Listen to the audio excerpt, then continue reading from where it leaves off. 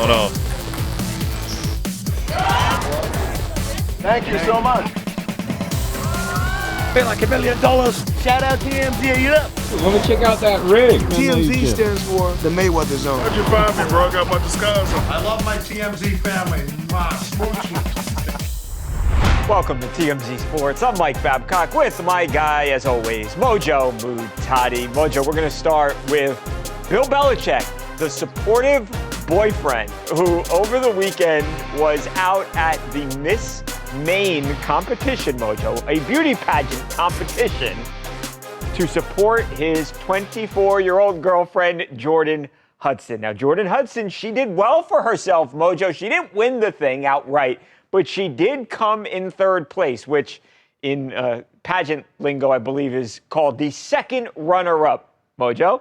So there is Jordon. She's looking absolutely gorgeous. And there is Bill Belichick looking like Bill Belichick, Mojo, as they walk flanked by a security guard, Mojo. Now, it wasn't just Bill there watching Jordon. Also, her father was in the building, Mojo, who is about 20 years younger than Bill Belichick.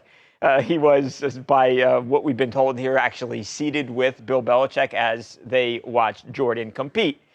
Again, there has been so much conversation about this relationship, but Bill doesn't seem to care. Again, he's out there in Maine at the beauty competition and supportive boyfriend, despite being 73 years old. Yeah, Babcock, I was going to say, like any other year, Bill Belichick at a pageant might come off as creepy, considering most of those ladies are like 21 years old. But hey, this is the world we're living in, and obviously Bill Belichick doesn't care about any of this stuff. I mean, I guess when you win 2,000 Super Bowls exactly, your inhibitions go to the wind. You're just doing it at this point, especially as you age a little bit. I'm glad you clarified that as well, Babcock. Not third place, second runner-up. That's a big thing in the pageant world from what I hear. But yeah, I mean, she got second runner-up. You can't help but wonder how much all of these headlines and all this media attention plays into that ranking here. And I'm not saying she got second runner-up because of that. Shoot, she might have only gotten second runner-up because of that if someone didn't want to go ahead and give her the nod. I mean, those judges, who knows what goes into that qualification process. I'm certainly not overly educated in that process per se, but yeah, I mean, clearly she is trying to take full advantage of her time in the sun. She's been doing everything from appearing in commercials to more or less directing them. She's an agent. She's a manager. She is a pageant, not queen, but second runner-up. So I guess you can't knock the hustle, if anything, Babcock. No, Mojo, I think you're right. It's actually interesting that you brought up that it might have all the attention hurt her, because there was actually an online component to the voting, and she, compared to some of the other women, did far worse, Mojo. There were a lot of women who competed who had a massive amount of votes, like exponentially more votes than Jordon Hudson did. So I think, if anything, it actually might have hurt her in the end.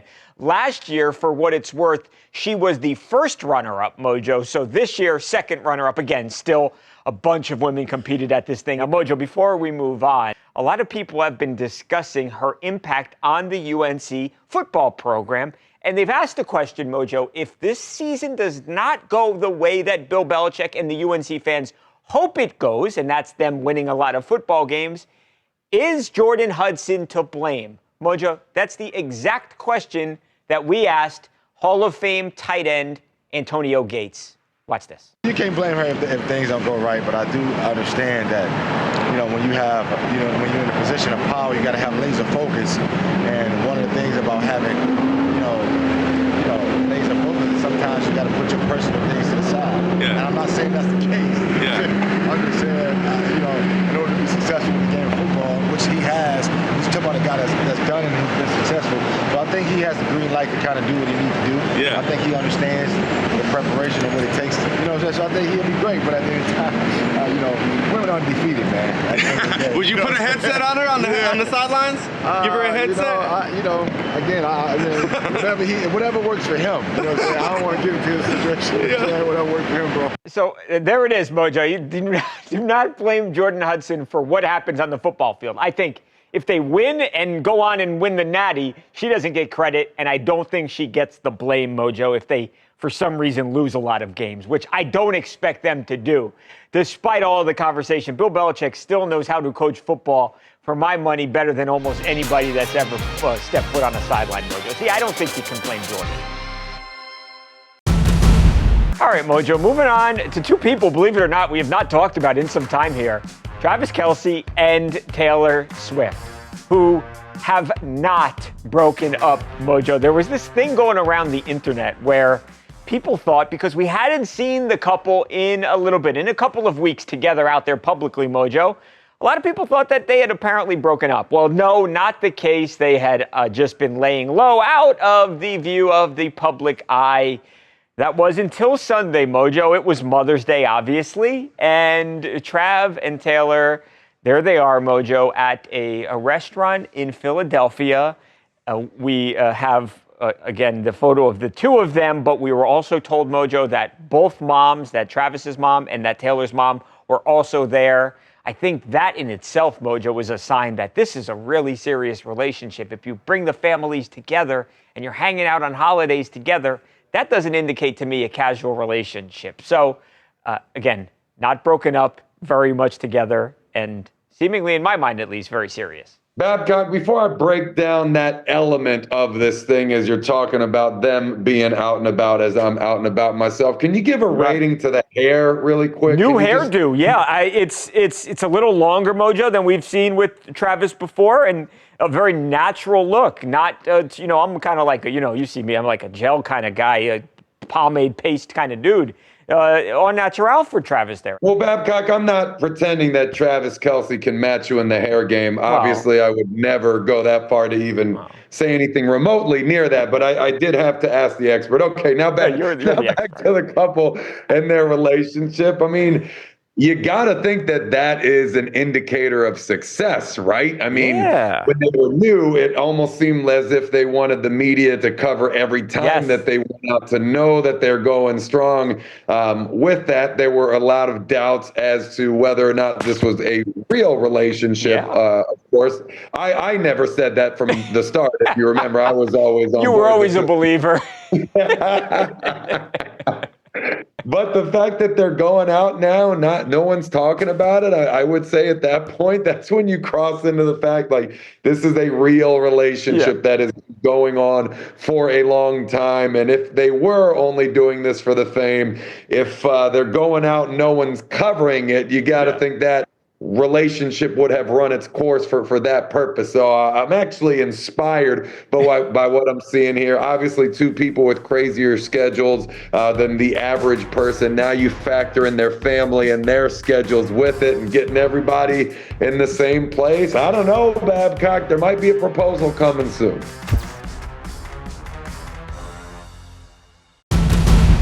Up next, he's a two-time Pro Bowler and a Super Bowl champion, but is Matt Stafford a Hall of Famer? Rams safety Quentin Lake answers that very question next on TMZ Sports.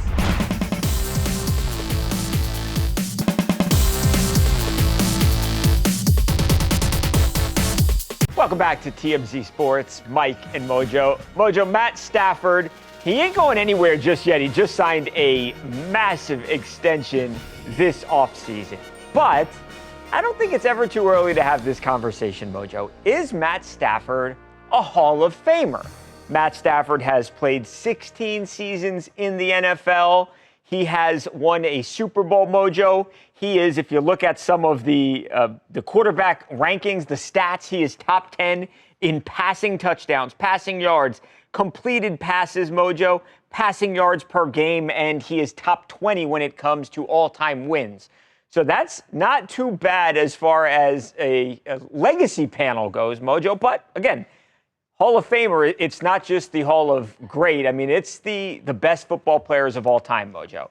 Well, we asked that question to a guy who has played with Matt for a couple of years here, Quentin Lake. He is a star safety. He's only 26 years old right now. Obviously, is a lot younger than Matthew Stafford, but he is one of the stars on his team's defense. Well, Mojo, we asked Quentin recently in Los Angeles whether or not he thought Stafford was a Hall of Famer. Here's the answer. 100%. Easily a Hall of Famer. There's a nickname that goes around that I heard it makes a lot of sense. It's Mr. Long Handoffs, because his throws deep down the field are just like handoffs. It's regular, it's routine. And honestly, the thing I call him is Mr. No Look as well. Like the way he's able to, not only does he have the arm talent, but he can manipulate, especially me being on the defensive side, like the way he manipulates the defense with his eyes. The stuff you see, so like Aaron Rodgers talked about it, like, oh yeah, like I got the no look from Matthew Stafford. He does it consistently in practice. It's a legitimate skill that he practices, it's so cool, and it keeps us honest. So I have no doubt in my mind that he'll be wearing a gold jacket whenever he retires. But I mean, you look at it, got a Super Bowl, has had a fantastic career, great father, great teammate. So in my mind, no doubt about it, he'll be a Hall of Famer. You know, Mojo, some people have brought up the knock on Matthew's resume as being the fact that he has only made 2 Pro Bowls in his, again, 16-year career. But I don't know. The guy's won a Super Bowl, nearly 60,000 passing yards, double the amount of touchdowns to interceptions, Mojo. I think Matthew Stafford's a Hall of Famer in my book. Yeah, it's certainly close, isn't it, Babcock? Yeah. I mean, not to disregard Quentin's raving testimonial about Mr. Stafford, but you kind of have to a little bit. Right. A younger player who plays for the same team as the quarterback, whether he believes that privately or not. I mean, publicly, obviously, he's going to go on record and back up his guy. I mean, very few players would not in the same set of circumstances, especially because it's not like he's a garbage player. He's been a very good player for a long time, 16 years. 1 Super Bowl, 2 Pro Bowls, a lot of yards, but I got to say, I mean, he's a bubble guy, right? Kind of funny when you call a first overall pick, I should say, and a Super Bowl champion a bubble player, but he is. I guess, Mojo, think about it. Like Eli Manning, you take Eli. Eli made 2 Pro Bowls. Eli won 2 Super Bowls, and he didn't get in, not on the first go-around. I think a lot of people think Eli will be a Hall of Famer, but I think he's an interesting one to compare to Matthew. I think Matt is a more prolific passer of the football. Eli maybe is a better clutch player, but I think that's an interesting comparison, Mojo, because Eli didn't get in with 2 Super Bowls. Well, I don't think anybody would be expecting Stafford to go in as soon as he was eligible, right? I mean, first ballot Hall of Famer, absolutely not. Second, third, fourth, fifth ballot Hall of Famer. I still don't know about that one. Yeah. I mean, if he does get in, it's going to be one of those things where he shows up to the podium when he's like 80 years old and he accepts this after his son is a first-round draft pick and goes and wins 3 Super Bowls in a row. All right, I don't want to get too carried away here. It really is. It's a hard discussion. A great moment on Mother's Day in Detroit. Mary Young watches her sons, Josh and Jace, go head-to-head. We'll show you how big brother Josh stole the show when TMZ Sports comes back right after this.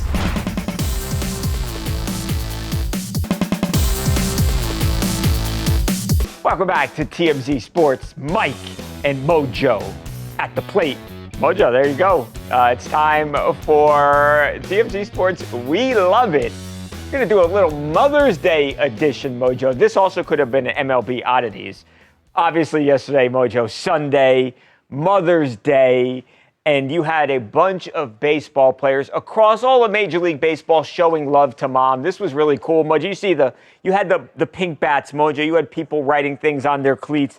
And then you had Phillies relief pitcher Jose Alvarado, who had a little message to Mama on his hat. Look at there. Mojo, happy Mother's Day. I love Mom with the heart. So that was really cool. I'm sure his mother appreciated that.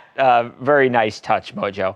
But let's go on to something else that happened across the league yesterday. The Rangers and the Tigers playing each other. And this was really cool, Mojo. So Josh Young, third baseman for the Rangers, and his younger brother, Jace Young, third baseman also, like Big Bro, for the Detroit Tigers. Well, they were playing each other. This is the first series that they've played each other in the big leagues, Mojo. And their mother, Mary, was in the ballpark. This was really cool. So she didn't throw out the first pitch, Mojo, but in her split jersey with both of her sons' teams on there, she goes and she actually brings out the ball that they were going to then use for the first pitch. So that was really cool, Mojo. You've got to imagine that had to be an amazing moment for her to watch both of her sons out there on a Major League Baseball field. That is the stuff that dreams are made of. And then, Mojo, a little bit later in the game, as Josh came to the plate, he put a charge into one, Mojo. Watch this. Young with a chance here with 2 outs. And there goes Carter. And a swing, and that's a drive left field. Green looking up. It is gone! It's a Mother's Day present for Mary. A 2-run homer for Josh Young, and it's 5-0 Texas. How cool is that? Like, the day could get any better, right? You're out there, you're on the field, you're taking pics with the boys, and then, boom, what do you know? Your son hits a home run. Well, I thought it was cool, Babcock. I don't know if Mom thought it was that exciting. Can we go back to her reaction after he just rocketed that thing out of the park? A little understated. Unimpressed. I mean, maybe that's why these boys got to where they did, because Mom wasn't necessarily giving out free lunches. Right. She was holding them to a higher standard. Look at that. That's or, you know, Mojo, right maybe she says, well, that's a home run against my other son's team, so I can't celebrate too much. Maybe, Babcock, but, you know, I don't know. We might have to get, you know, Donna Kelce on the phone to weigh in on this situation. Right. All the other moms who have had sons play against each other. I mean, unless one's on offense and one's on defense, unless it was her other son that threw that pitch that got rocketed out, maybe then that's the appropriate response. Otherwise, you know, if it's football and both sons are running backs, you hope that both sons rush for 5,000 yards that game, and who cares what the score is, but you still celebrate every big run. I don't know, Babcock, but either way, it's really fun being able to perform for your mother on Mother's Day. That's a very special moment to bring them along for the ride for you. Very different than pro wrestling, where if it's like your mom's first time coming to see a show and they actually find out about that, they'll make sure you lose in front of her just to mess with you and humble you. That's kind of how things work. Same thing goes when you go back to your hometown for the first time. It's terrible, Babcock, but this is baseball and this is fun.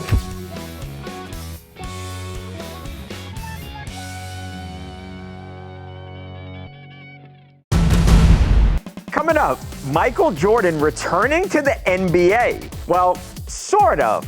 We'll explain when TMZ Sports returns right after this.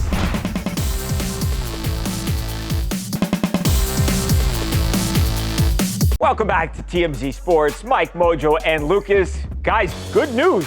Michael Jordan is returning to the NBA. Yes, he is. And this is a very first for him. He's done everything in the world, and he's such a successful businessman, but he's never really pursued TV. And now that opportunity is finally here for him because Michael Jordan. I tried to trick people, Lucas, to make them think he was coming back as a player. But I know, yeah, because he unretired, 4 or 5 times, yeah.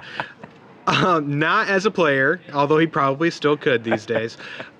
He is going to be a special contributor for NBA on NBC. Now, remember, there was that huge 11-year, $76 billion deal with Disney, NBC, and Amazon to broadcast NBA games starting next season. And surprisingly, Michael Jordan is going to be, dropping knowledge or analysis, whatever it is. We don't really know the role yet, but NBC made it official at their upfronts on Monday in NYC. They even had John Tesh, the composer of the iconic Round Ball Rock song, come out and do a live rendition of that. So they are pumped. Everyone's pumped, but it's also going to be rather interesting because we know being the GOAT doesn't necessarily fully translate to being the best on TV. You know, Tom Brady, he's still figuring things out for himself. Good point, Lucas. You know, here's I was saying to myself, you know, who's going to be better than Michael Jordan? This guy, many people's mind, the greatest basketball player of all time, but good point on Tom Brady. Maybe not. Yeah, so we'll see. But, you know, one thing is for sure, people are going to be tuning in because they're all excited about this. And Michael Jordan, I mean, he knows a thing or two. Yeah, and obviously Michael Jordan had owned a basketball team. He was the majority owner, but he sold most of that ownership stake to somebody else. So no longer a principal for an NBA team, and I think it makes sense. Lucas and Mojo, I wanted to say this first. Lucas, it is your birthday today. Is your, as they call it, the Patrick Ewing birthday, 33, Lucas. Oh, boy. Looking good, Lucas, with the Charles Leclerc T-shirt on. Happy birthday, Lucas. Thank you very much. I appreciate that. Yeah, brother, a big happy birthday. So tell the people how we partying tonight. What's going on? I got therapy at 6, and then I have a session on Peloton, but the real party is this weekend. I got a little K-pop themed birthday party at my apartment. It's going to be off the hook. It's going to be fun. You want to fly out? Mojo is on vacation. Mojo, do you want to fly from Mexico to come to the K-pop birthday party? I would love to fly from vacation to vacation, Babcock. That's my style, especially if we're talking about a Lucas Widman K-pop celebration, because I've only heard the myth of these parties for years, and I need to observe one in purpose and see if he lives up to the plaid. Well, I will be there. I will document it if you were not able to make it, and I cannot wait. It's going to be an absolute blast. If we don't cover him on Monday, it's a total waste, I got to say. I agree. We will do that. We will see how Michael Jordan does as a commentator next NBA season. So there's a lot to look forward to, guys. Happy birthday, Lucas. Mojo, we got a great show planned tomorrow. It's going to be great. Yes, that's right. We'll be breaking down Lucas's crazy arrests after his big birthday party celebration, and that will make it the best show since today. I'm a lawyer.